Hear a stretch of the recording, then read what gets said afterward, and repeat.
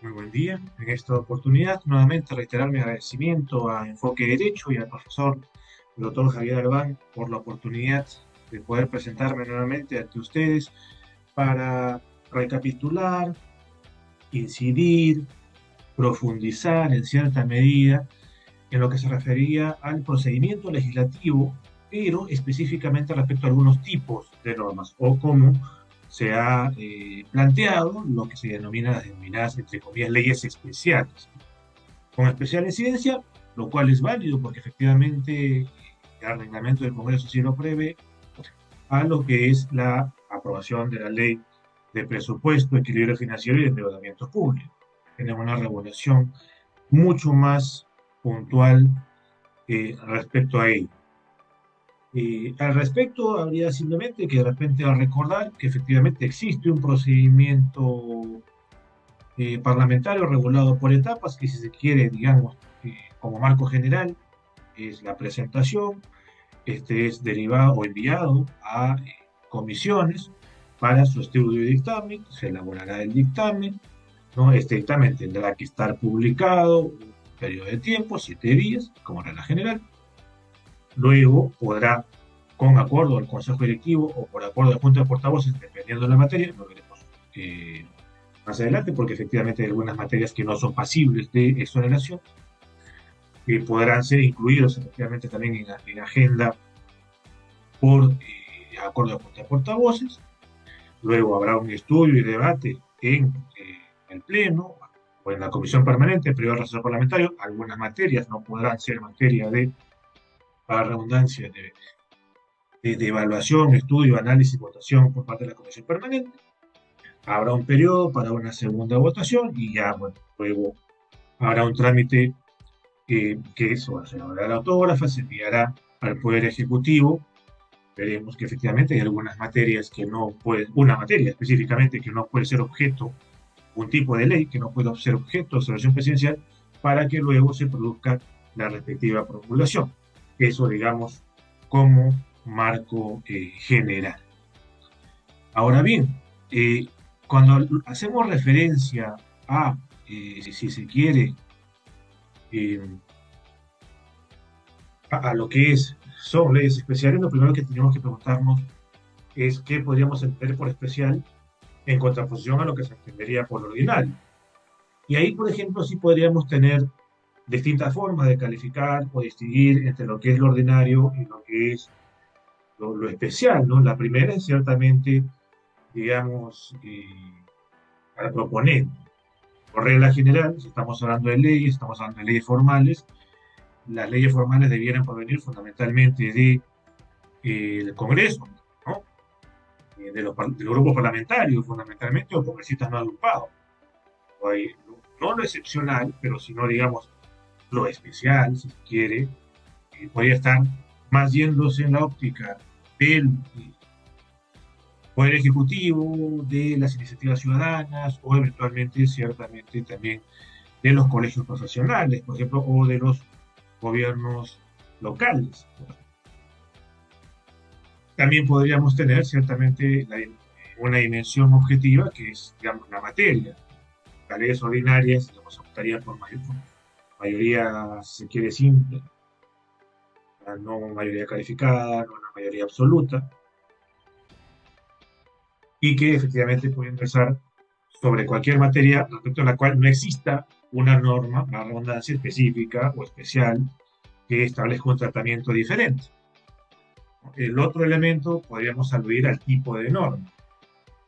Digamos, lo convencional es que hablemos justamente de leyes formales, leyes que emite el Congreso. Pero existen otras normas con rango de ley, ¿no? Emitidas por el propio Congreso, resoluciones legislativas, por ejemplo. También existen normas con rango de ley que emite el Poder Ejecutivo que también tienen alcance nacional, que son los decretos de urgencia y los decretos legislativos. Y veremos que hay la posibilidad que dos normas en concreto, o dos materias en concreto, si el Congreso no se pronuncia, no vota de manera oportuna, podrían ser aprobadas por decretos legislativos sin que exista una ley autoritativa después. Entonces, creo que esas son las tres dimensiones a grandes rasgos que podrían distinguir entre lo que es lo ordinario, lo que es lo especial en el ámbito de este tema concreto del procedimiento parlamentario. Dicho esto, a propósito de ello, lo que se va a proyectar fundamentalmente van a ser las normas reglamentarias y las normas constitucionales que evalúan el tema, y sobre la base de eso reflexionaremos o incidiremos en particular. ¿Cómo podríamos entender las leyes especiales a las que alude, digamos, de una dimensión objetiva? O bueno, la alta que sería de una dimensión, claro, objetiva, porque es, digamos, la materia. Bueno, tenemos leyes de reforma de la Constitución, y ya vamos un poco, digamos, ir soltando ideas sobre las cuales reafirmaremos, que son aquellas que justamente no son pasibles de observación presidencial. Por ejemplo, las leyes orgánicas, para las cuales vas a requerir necesariamente la mitad más uno, el número legal de congresistas, y respecto a la cual habría que recordar que el TC ha señalado que no es, la ley orgánica no es tanto un tema solo de denominación, sino de materia. Es decir, podemos tener leyes formalmente orgánicas y materialmente orgánicas. Pero lo importante al final del día es qué es lo que regula. Que es porque la Constitución establece que determinadas cosas se regulen por ley orgánica, como por ejemplo el derecho a elegir o ser elegido, que hace que, por ejemplo, un extremo, ¿no?, o extremos de la ley de elecciones políticas sea ley orgánica. Y cuando tú regulas justamente la estructura de funcionamiento de los poderes del Estado o de organismos culturales autónomos. También tenemos efectivamente las leyes presupuestarias y financieras, ¿no?, la ley de presupuesto, ley de ordenamiento, ley de equilibrio financiero. También tenemos justamente las leyes que requieren un tratamiento tributario especial, con las que ve el artículo 79, respecto a lo cual incluso reserva de ley formal, no solamente una reserva de ley o de norma con rango de ley, sino una reserva de ley formal. Tenemos también efectivamente las leyes autoritativas. Hace no mucho se ha publicado una, ¿no?, que atendió un pedido de delegación de facultades del gobierno presidido por la presidenta Dina Boluarte Segarra. Ya ha habido también un primer decreto legislativo, pero es el que estaba relacionado con el régimen del servicio civil, la estructura fundamentalmente ese. Tenemos la denominada ley de amnistía, de no muy grata recordación en nuestro ordenamiento jurídico nacional, y a la sazón, como terminaron ellas siendo evaluadas en cierta medida por la jurisdicción internacional, específicamente la Corte Interamericana. Tenemos las leyes demarcatorias, que ojo, una cosa es una ley demarcatoria, y otra muy distinta es una ley declarativa, que no es en sí mismo un tipo de ley, que propone la creación de un distrito. Esta está estableciendo los límites de una determinada circunscripción, un tema diferente. Tenemos efectivamente resoluciones legislativas, veremos con las que eventualmente pues autorizan el ingreso al territorio nacional de tropas extranjeras, con las que autorizan el viaje del presidente. Y tenemos efectivamente resoluciones legislativas de aprobación de normas reglamentarias del Congreso, o sea, las que aprueban el reglamento del Congreso y las modificaciones al reglamento del Congreso. Y justamente, como son resoluciones legislativas, no son pasibles tampoco de observación presidencial. Que viene un tema bien interesante, ¿no?, porque la regla general o el sentido común debiera llevarnos a pensar que el único que tuviera iniciativas de resolución legislativa para modificar el reglamento del Congreso debiera ser el propio Congreso de la República. Hoy ha habido uno que otro casito en el cual el Ejecutivo presenta proyectos de resolución legislativa para modificar el reglamento. Ahora, ya cómo van un poco afectando, si se quiere, o incidiendo esta naturaleza de las leyes especiales en lo que se refiere a una dimensión procedimental. Entonces, la primera, que justamente como comentábamos, existe el procedimiento legislativo regular o las etapas del procedimiento legislativo, y donde sí te dicen es que, ojo, pues acaso hay algunas materias que tú no puedes dispensar, si se quiere, o exonerar de algunos trámites. Como leyes orgánicas no se va a poder, reforma constitucional no se va a poder, iniciativas sobre materia tributaria o presupuestal tampoco. Ojo, eso a nivel de la norma sobre papel, ¿no? Porque al final del día, sí hemos visto cómo leyes orgánicas o iniciativas de leyes orgánicas se han dispensado de dictamen, se han dispensado de exoneración de segunda votación y no pasó nada. Y lamentablemente no recuerdo que se haya aún pronunciado este TC justamente sobre este extremo, en tanto vicio de inconstitucionalidad formal, que es un vicio de inconstitucionalidad formal claro. No sé si, por ejemplo, esta actual conformación del TC vaya bajo el argumento de que el Pleno lo puede todo, incluso ir contra su propio reglamento. Creo que sería sumamente peligroso, pero bueno, está ahí. Y el otro extremo también vamos a señalar aquí, ojo, por si acaso, no están sujetas a ese ítem procedimental la ley de presupuesto, la ley de endeudamiento y la ley de equilibrio financiero. Ojo, una cosa es la ley de presupuesto anual y otra cosa son iniciativas que versen sobre materia presupuestal que se dan durante el periodo anual, ya modificaciones, transferencias de partidas, ya no van intrainstitucional, sino interinstitucional. Entonces, y hay algunas materias de modificación de la ley de presupuesto que evidentemente van a tener que seguir algún procedimiento legislativo regular. En lo que se refiere a la doble votación, por ejemplo, el propio reglamento del Congreso refiere que va a haber algunas materias que van a estar exoneradas por el propio reglamento del Congreso, justamente a este requisito de la segunda votación que tendría que llevarse a cabo en 7 días, como mínimo 7 días. Está el tema relacionado con la aprobación de los tratados legislativos, la autorización de ingreso de tropas extranjeras, la autorización de viajes del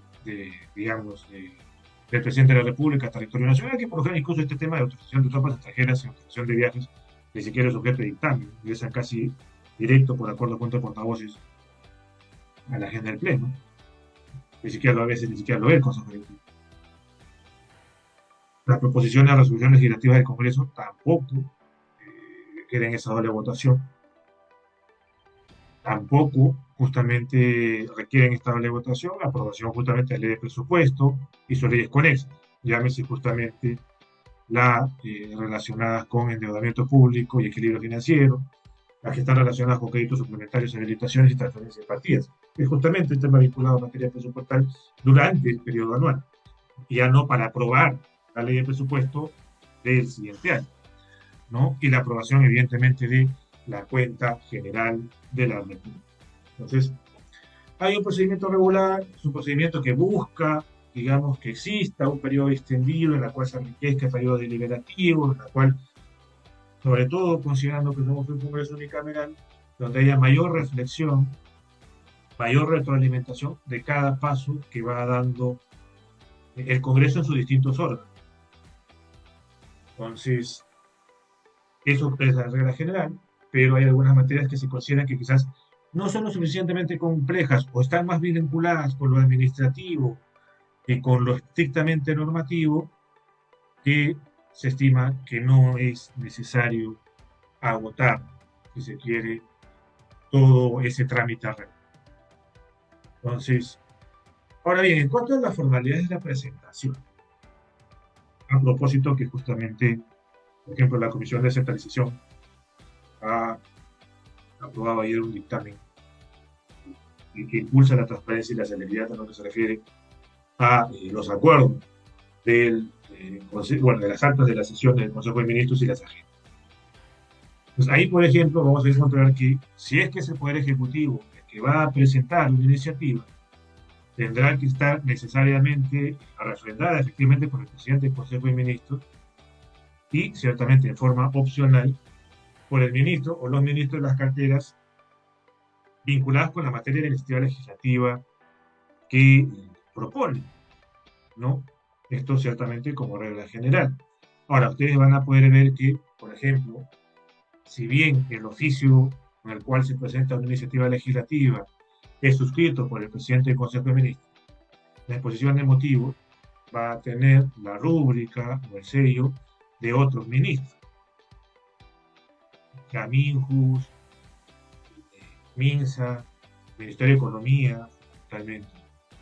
Entonces, pero lo mínimo que se pide es que ciertamente exista un acuerdo del Consejo de Ministros en el cual, para la redundancia, se pueda quizás evidenciar que se ha aprobado, se ha acordado presentar el proyecto de ley. Entonces, ahora, en lo que se refiere a los procedimientos de trámite urgente, ¿no? Se pide que efectivamente se haga referencia a tal.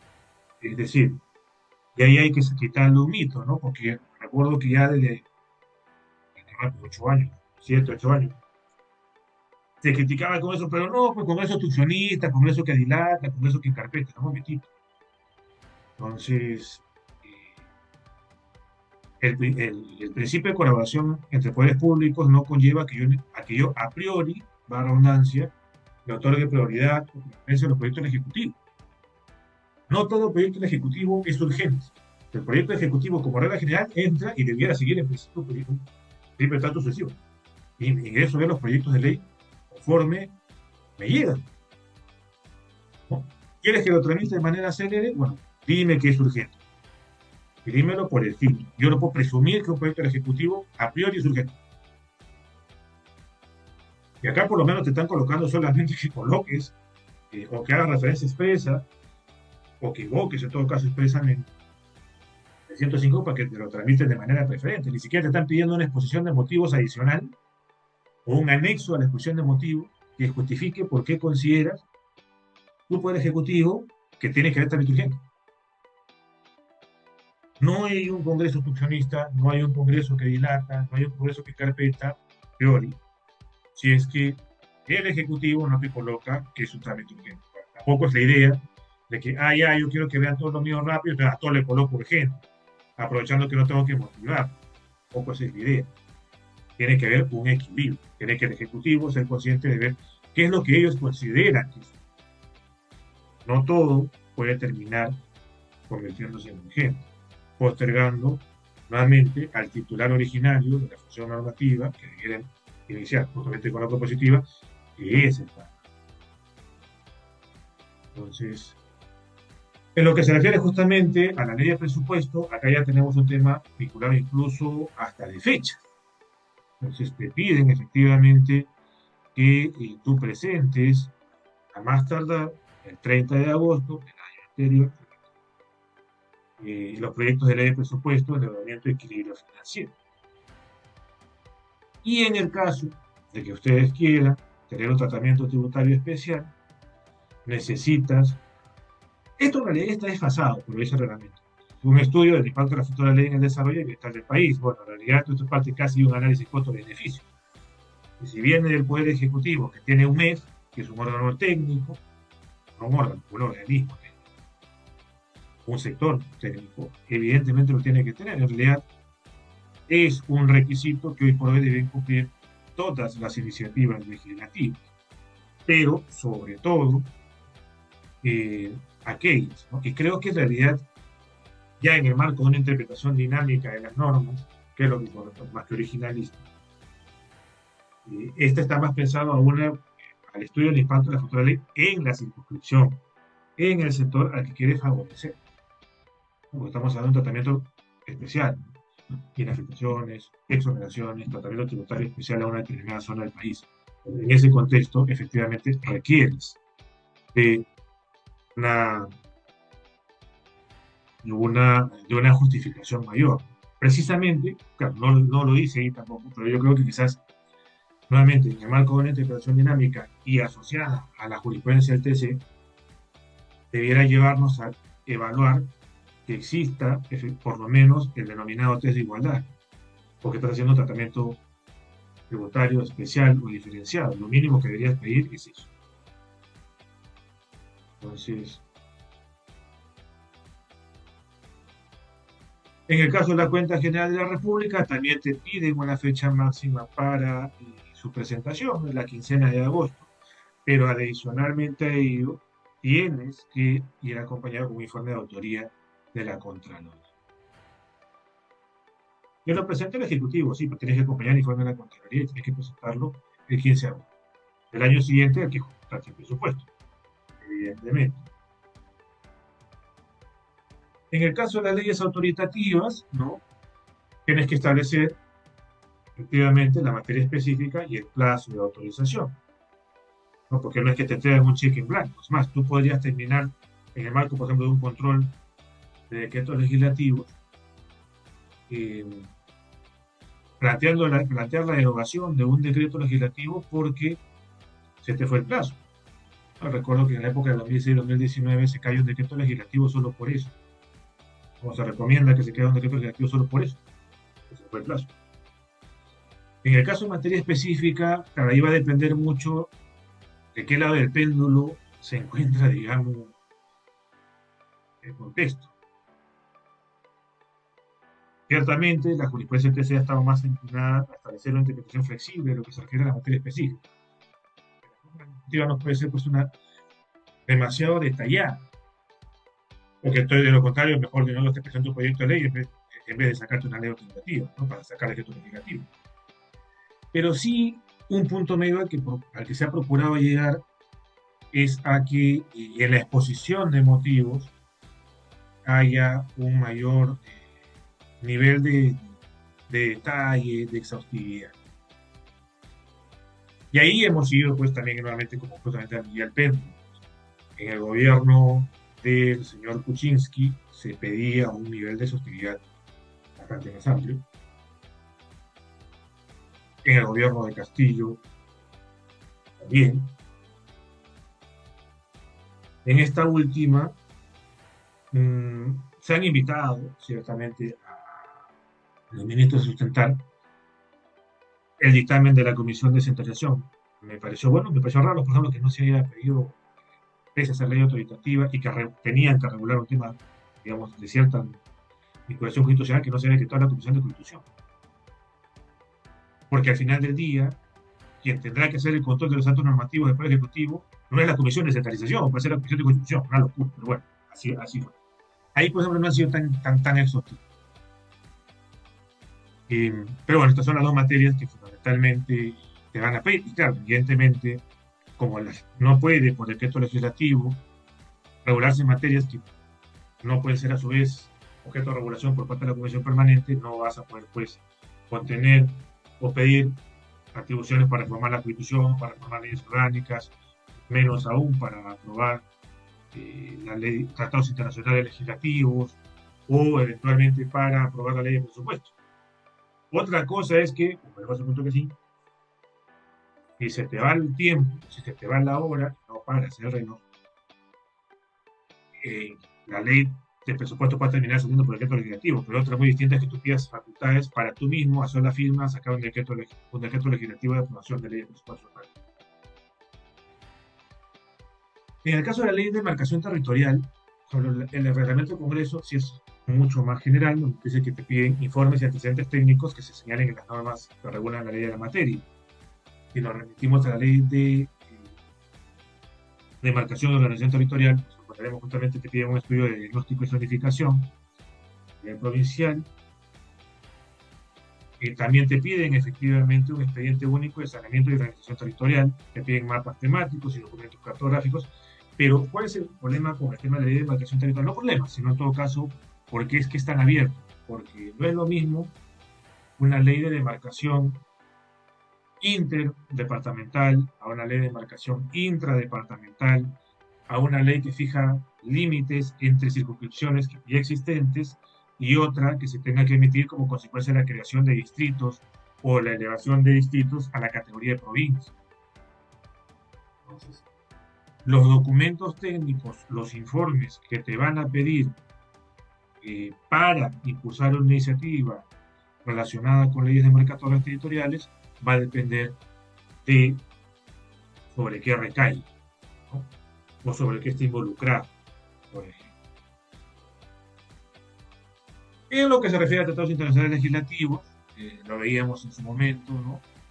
Tienes que presentar el texto íntegro del instrumento internacional, tienes que colocar tus antecedentes, tienes que aportar un informe, efectivamente, por los cuales el Poder Ejecutivo estima que el tratado es legislativo y no es ejecutivo.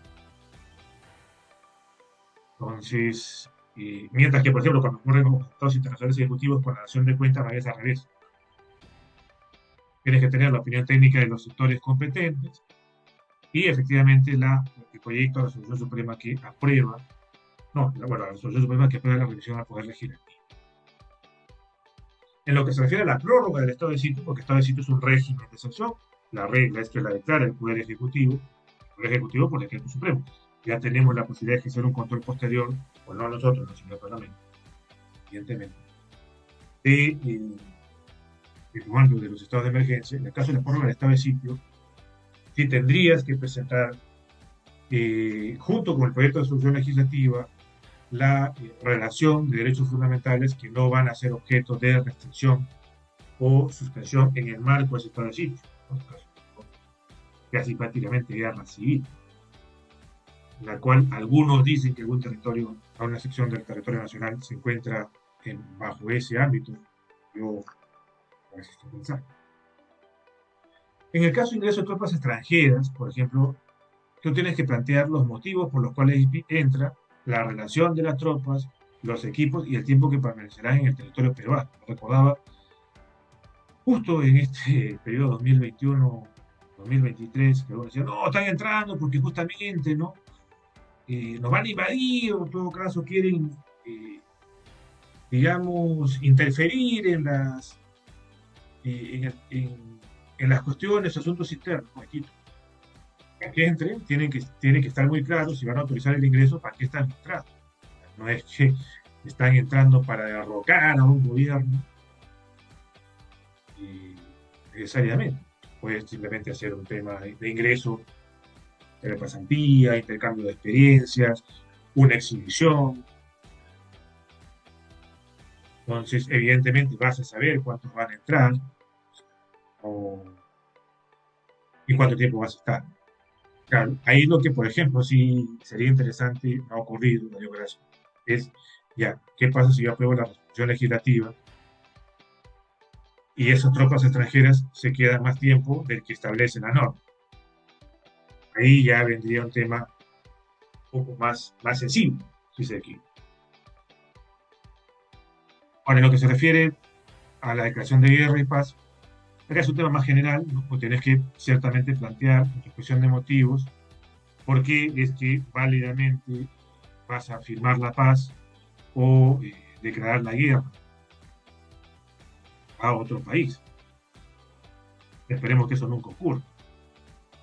Claro, no ocurre en adelante, no ocurre en el futuro. Pero específicamente te piden de manera expresa que, en el caso de autorización de viaje, igual, tienes que señalar a dónde vas, por qué vas o para qué vas, si se quiere, y las fechas en que vas a estar fuera. Porque recordamos que si no regresas a tiempo, te pueden marcar.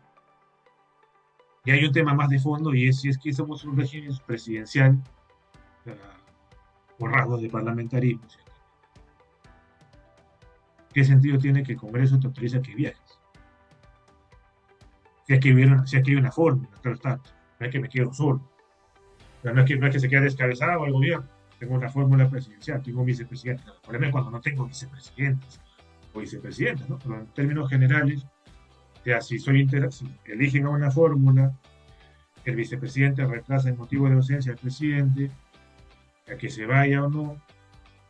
Entonces, en principio, ¿por qué tendría que ser objeto de autorización? En todo caso, tipo lo que ocurre a nivel regional y local, lo que debiera eventualmente sancionarse o evaluarse es que más bien se pueda establecer un periodo máximo que esté afuera. Y si no si se excede, por ejemplo, de un periodo continuo, un determinado de tiempo, o si pasa el número de días durante un periodo de tiempo, ya sea 3 meses, 6 meses o un año, estoy habilitado acá.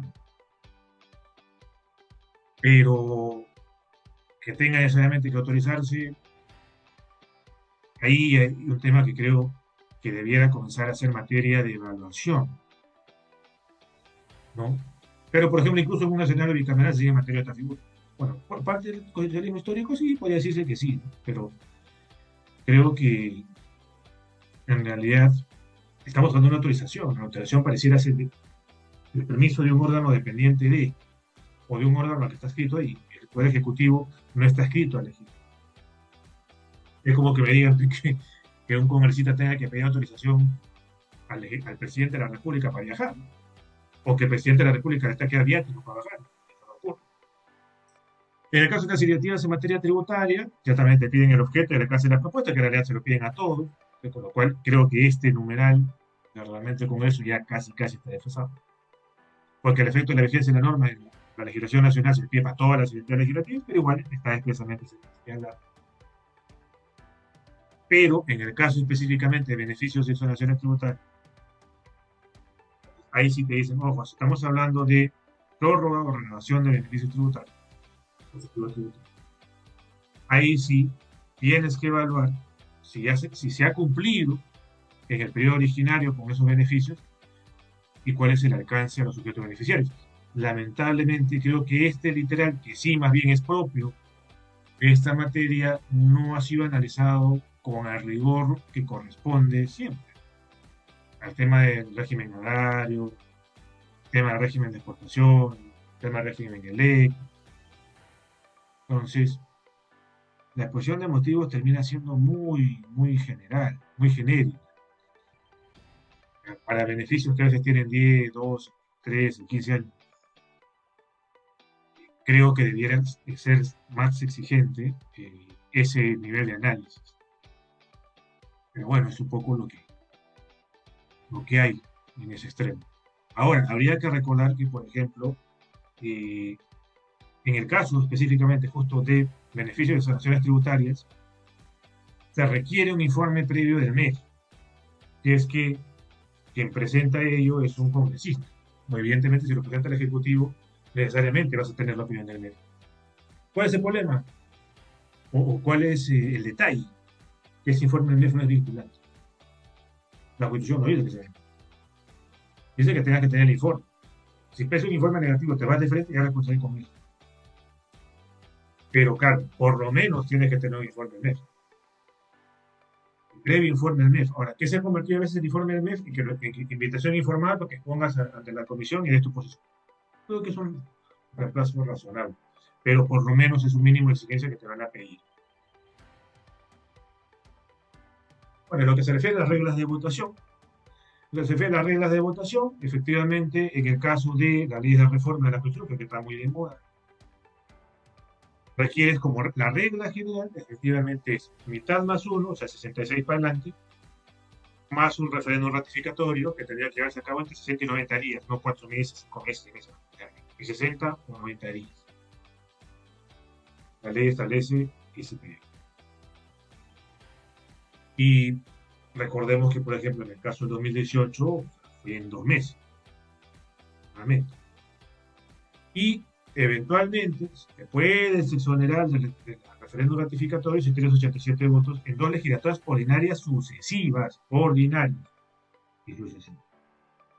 Pero por eso es que no cabía la posibilidad de que en su momento planteaba, no, hay que decirle a la presidenta que si se acaba la legislatura, que ponga la legislatura extraordinaria para la segunda votación. No. 206 necesitas 2 legislaturas ordinarias sucesivas. Y ahí viene un tema, no puedes convertir lo extraordinario en ordinario. ¿En qué sentido? En el sentido de que yo no puedo convertir la sesión en la regla de estar a cada rato adelantando el término de una legislatura e iniciando la siguiente. Y ojo, no es lo mismo adelantar el inicio de una legislatura que adelantar el inicio de un periodo anual de sesión. Lo digo porque ahí tienes algunos, por ejemplo, en el tema del recorte del mandato de las autoridades electas y consecuente adelanto de elecciones, dice, no, ¿saben qué? Si no se logran los 87 votos, entonces ahí sí que se amplía el plazo, un momentito. ¿Ya?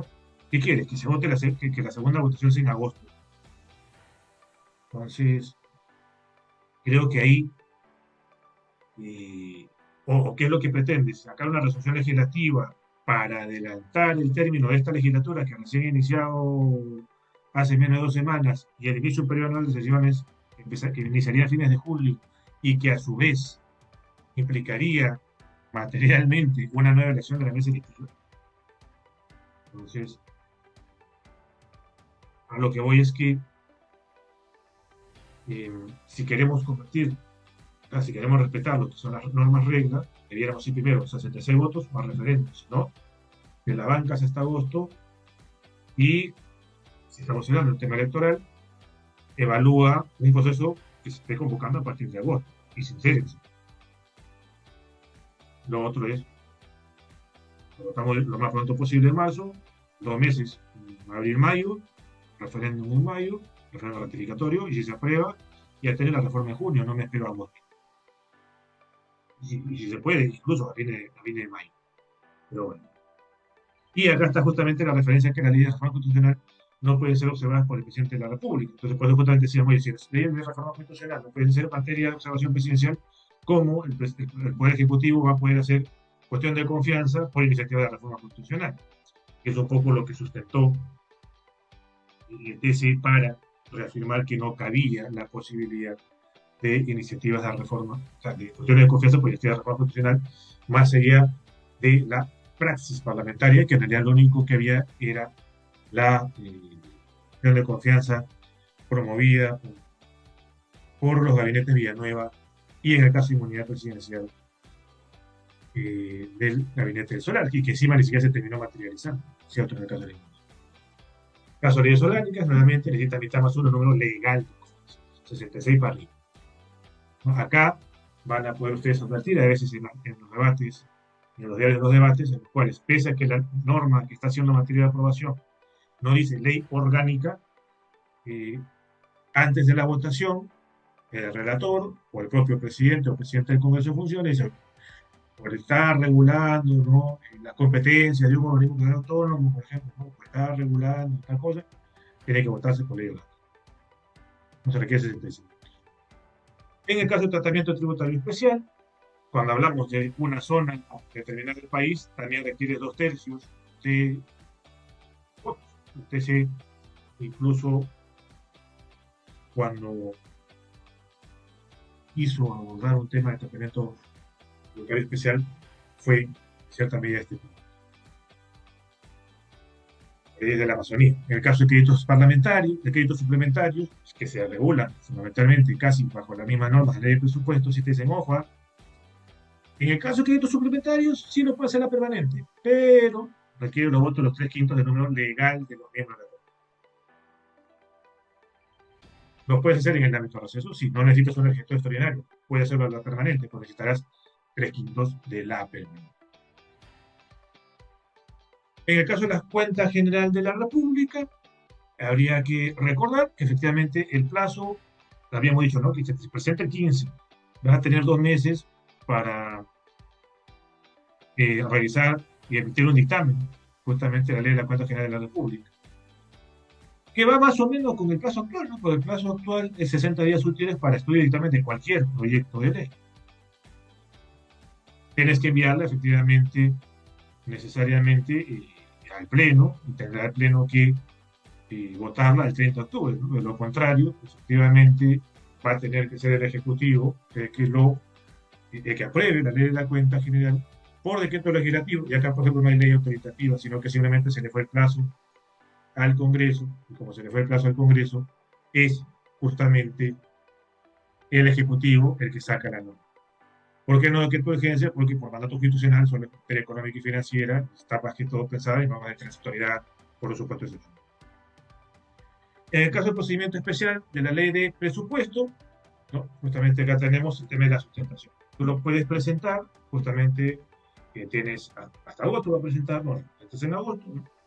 Una vez que lo presentas, 48 horas luego de presentar el proyecto, ¿no?, vas a convocar a una sesión extraordinaria del Congreso, en la cual específicamente vas a tener que presentar, a sustentar, o si quieres presentar antes del Pleno, incluso antes que termine siendo estudiado el tema en la Comisión de Presupuesto, en el Pleno.